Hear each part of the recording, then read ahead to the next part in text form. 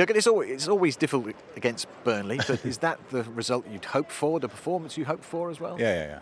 Absolutely, because what you need, it's not like Burnley was never a game where you just were flying or whatever and can outplay them, or at least not for us. We always had to be ready for a proper fight, what we were today, in a really difficult game, because you saw these challenges with Barnes and Wood and Virgil and Joel. It's like I'm not 100% sure if that's all, if we are really going in the right direction with these kind of decisions. Like, it feels like we go 10, 15 years back to when you say, okay, oh, that is the football we wanted to see or whatever. It's just too dangerous. You cannot really judge the situations. How you get up in the air, it's fine, but when you get down and they stand still in the defender, it's just hard. Let me say, the rules are like they are. I don't know exactly, but the thing is, you cannot defend these situations. How do you want to avoid these situations? They shoot them already. Pope is the first one, then me and Tarkowski the next one, and that's how it makes the game really tricky. You just have to be ready.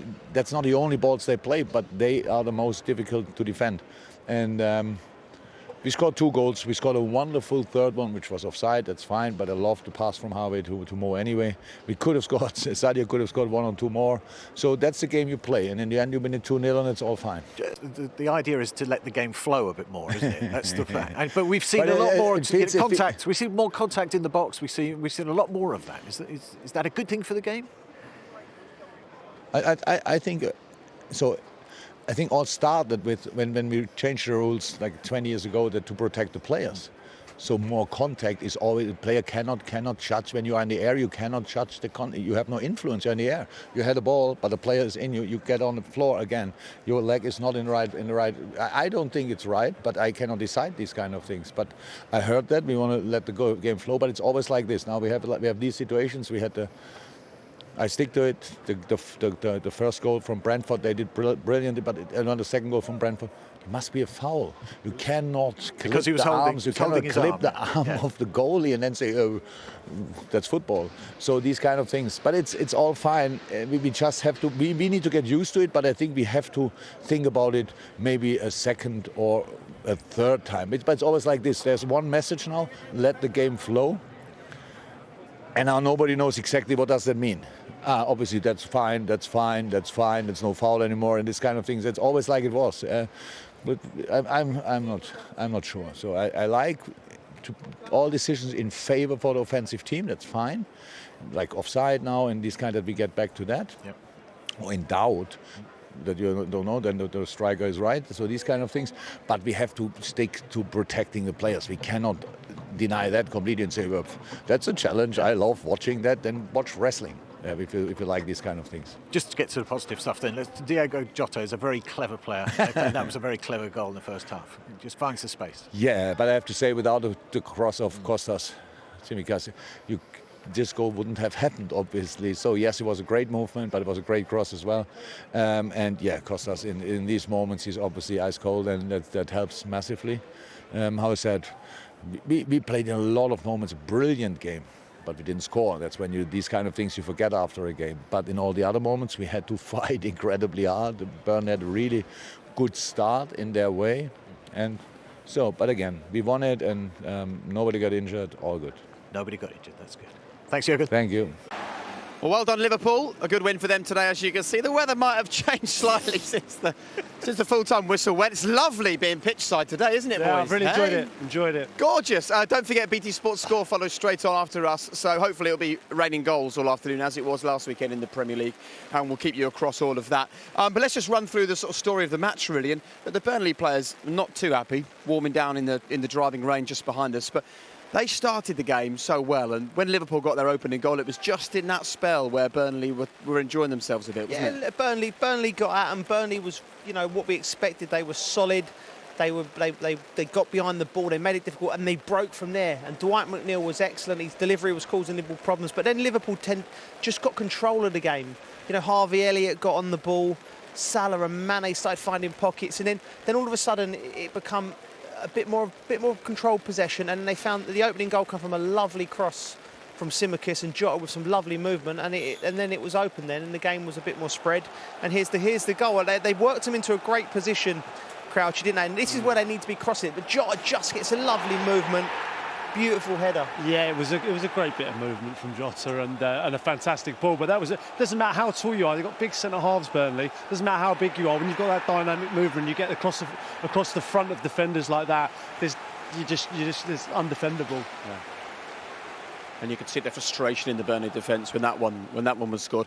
Let's have a look at 2-0, because I think the thing to point out here is the role played by Trent Alexander-Arnold. Before we see the goal, the two of you were just purring with his overall performance today. Steve named him man of the match as well. Yeah, we were up, weren't we? And I think if there's anyone, he's been talked about playing in central midfield, and if you know that. Today, I mean, the pass, I mean, how has he even drifted in there in the first place? It was a beautiful pass and a tremendous finish from Mane.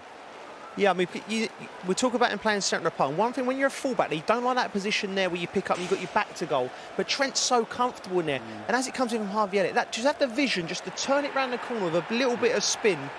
You know, it's unbelievable. And you look, he's already on the move. Once he plays it, he's already on the move in case Mane needs to play it back to him.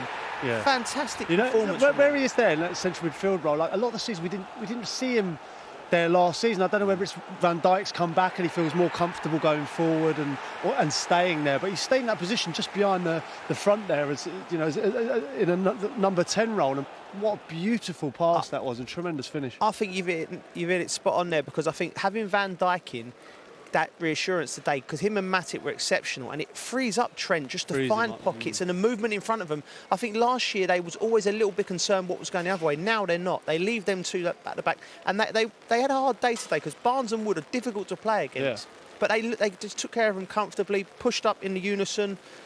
Must have caught them offside at least 10, 12 times. They was exceptional at the back as well. And in some ways, you need to play him in midfield, because if you play him where they play him today, you get him in that position playing well, plus you also get the benefit of him roaming central as well. Yeah, but like you say, I think that having Van Dijk back and Matip again today was pivotal, because he, as Joe said there, he gets the freedom to play in there. I like him out there on the right. I mean, many people talk about he could do a job there, definitely, but I just feel like he gets more time to pick those killer passes, and he's so good at it. It was a joy to watch at times. For Liverpool, Crouch, I wouldn't change his position. He's been exceptional. But I'm just thinking on an England perspective in the future, because we're so stacked with right backs. But Trent has to play because of moments like that, quality like that. There ain't many players in the league with that ability to execute it. You two under your umbrellas is TV gold, by the way. Yeah, Wally's. Look at that. I mean, that shot there is as entertaining as the match, right? Leave it out, Tree. You're a Wally with a body as well. I just love the way you hold it right there. Do you like that? You know, there's not a single raindrop getting on Crouchy's head. Right. Let's get the thoughts of Jurgen Henderson. He's talking to Des. Here's what he made of today's win. You've waited a long time to lead the team out in front of a full house. Was that the performance you wanted to give them? It was the result. But no, I think, performance was good at times. There's still places where we can improve, of course. But overall, we're delighted, fans are back. It was great to have them back, and it gave us a lift, and we got the result in the end, so that's the most important thing. Yeah, when they're there in a difficult game, because it was a little bit tricky at times, does that help keep the focus as compared to last season when it's empty stadiums? Yeah, it keeps you going at times, definitely, the emotional side of it. And Burnley were a good side. They make it difficult. We knew that before the game, and they certainly did that. With the set pieces and the long balls in behind, but I thought overall we dealt with it quite well, and we could have scored more goals if we're being honest. And, well, speaking of the goals, Diogo Jota, he has the magic touch at the moment. He seems to be able to ghost into space and find it. Yeah, he has got the magic touch, and he's around the box. He's lively, and he manages to make the right runs, and when he gets in front of goal, he normally scores. So he's been outstanding since he's come back, and hopefully he can continue. He stepped it up in the second half, the first half of the second half, I should say, and there was a little sense of relief when Sadio Mane got that second goal. Yeah, I think the second goal is important in the game. You know, if it's 1-0 in the last 10 minutes, they're going to go long and get set pieces in the last 5-10 minutes. So then it can be really difficult. So I think the second goal was big for us to sort of kill the game a little bit, and that was an important period in the game. If you're to challenge for the title of the season, as I assume you will, does Anfield have to become the kind of ground where other teams are now again scared to come here? Yeah, always Anfield. People not like to play. I'm telling you now. I've spoken to players. Slipped away a little bit last season, though, didn't they? Yeah, but without the crowd, Exactly. It's different, totally different game. Football was totally different last season with no crowd, not only at Anfield but in general. So yeah, I think now we've got the fans back. It's a different ball game, hopefully we can keep our fortress, if you like, and teams won't like coming here, and we've got to make it difficult every time they do. Thanks very much, Jordan. Thank you. Interesting, isn't it, when we stop talking about the crowd and the impact because the story moves on, actually how it affects certain clubs as the season goes on. We saw last season some teams like Liverpool didn't benefit from the lack of a crowd. You could argue other clubs perhaps did. Yeah, for sure. And Jordan hit the nail on the head there straight away. In this club in particular, because this crowd does get behind its team, and it does influence referees, and it does lift the players. And today you could see that. They didn't really need it today because I thought on the pitch they was in control for the majority of the game. But there will be moments here this year at Anfield when Manchester United come here, when Chelsea come here, and the crowd are going to lift them, and it's going to be red hot.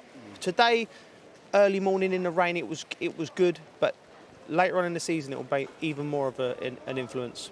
Well, that man had a decent game today. He wasn't the only one. Harvey Elliott, I think when you look at the way he played today, it's an example of the importance of going to the right club at the right time on loan. And if you can get a whole season under your belt in the Championship, it equips you for coming in. Yeah, I'm a big advocate of it. I went out on loan and it benefited me so much when I was a young player. He's gone out on loan, he's done the right thing, he's gone out and he's got games. And what I'd say today is, he's an 18-year-old kid. This was his Premier League debut. He played as if he'd played 100 games. He didn't look out of place at any point. He was comfortable in possession. He's gone out on loan at Blackburn. He's played games, and he's got a lot more confidence. And he's someone that we heard about at 16, 17, and it's easy to forget that he hasn't made his Premier League debut yet. So for that to go under the radar, he looked like he'd been there for a number of years. I can't pay him a higher compliment. He's going to be a big part of Liverpool's season this year, I think. Yeah, what he done today was a lovely link between the midfield and the back, because what he's got what Jurgen Klopp likes. He's got legs, he can move. We see him there running into left-hand channel, but what he's got lovely technician. He can turn the ball round the corner. He plays the ball into Trent. He was very mature today, and we've heard a lot about him. We've watched him out on loan in Championship. He had a fantastic season, and I think Jurgen Klopp will lean on him this year. He won't be a regular, but he'll be drip fed into the team, and he'll have influence in big games. It was a big, show of faith from the gaffer today to put him in today. First came back at Anfield, but he played with such maturity, and he covered the most ground on the pitch. Which an 18-year-old in your debut, you're going to, but it was more his quality on the ball that impressed me. I expected that though. They didn't shy away from getting on the ball, getting touches, and as Joe said, he was the link between them and the front, because Thiago and Henderson are probably sitting there, and he's just that little man not getting behind in the pockets and link it all up. Similar to Oxlade-Chamberlain before the injuries he had. He's going to be a big part this year. Particularly when the Africa Cup of Nations rolls around and Mane and Salah go away. You're right about drip feeding him in, and he can do that now. But if he keeps performing like that, when you lose those big players to go off, it could be 6 or 7 matches. That's when he really gets his opportunity. Well, that's it. I think he looks like a confident young man, and I think he won't be pleased about getting dropped after that performance today. He's got every right to start the next game. What do you both make of Liverpool then? Only 2 games into the Premier League season, and let's be honest, they will face bigger tests than Norwich away and Burnley at home. They answered questions for me today, because it's the first time I've seen Van Dijk in the flesh since his injury, and he looked like a Rolls Royce like he is. I think him and Matip together look so composed. Like I said, we talked about the transfer policy, and we talked about bringing in the players on the fringes like Tsimikas. Can he push Robertson? Robertson for me is the outstanding left back in the league, and he has been for the last few years. I think he's a fantastic player. But Tsimikas coming in today, and I thought he showed that he's going to. You want that when you're playing on the pitch in the big clubs. You need someone behind you. He'll be another one. He won't want to be left out after his performance today. He played well. So there's a squad's looking strong at Liverpool. Okay, what about Burnley? I mean, it was a difficult day for them. 3 shots on target, but the issue, I suppose, is that their second shot on target was in the 20th minute, and the third one was right at the very end of the game. They had a long period where they just couldn't impact. Yeah, but that's cases like this. You don't think that they're in the games, and possession it's not a problem. They give up possession 85%. They're not worried about it because they know that they'll get a set piece, and they're always in the game at 1-0. And they kept it that way for a while until obviously the second goal kills them. But they had chances at the end, and I don't think Burnley's season is not going to be defined by away at Anfield, it'll be defined elsewhere. I think, we were saying it before, me and Joe, we think they'll be absolutely fine, no danger of relegation. I think they'll do what Burnley do, and I think they'll get some results, and I think they'll be fine this year. It's nice to see a good old-fashioned wing player as well, like Dwight McNeil, isn't it? Yeah. Getting the ball down and running at people. He looked like he'd gone on again. He's, without sounding to giving him a big up too much, he reminds me of Di Maria in his way, his movement, his body shape, and his movement away. He goes, listen, there's a long way to go to get to that level. But he's perfect for Dyche because his left foot's a wand. He puts it in the right place, and he was at it today. He's playing against a player, Trent, directly, who had an exceptional game. It's really strange because one was having a go, the other one was having a go, and I'd like to see him freed up a little bit more, because he's got such skill, and Crouchy knows better because he's played with him. Yeah, just honestly in training and stuff, like when it was a real eye-opener when I went there. I didn't realise quite how good he was until you see him training day in, day out. And it looks to me again, like watching him play today, he looked fitter, he looked stronger, he looked quicker in some ways, but he's got a delightful left foot and he just glides, and he's a wonderful footballer.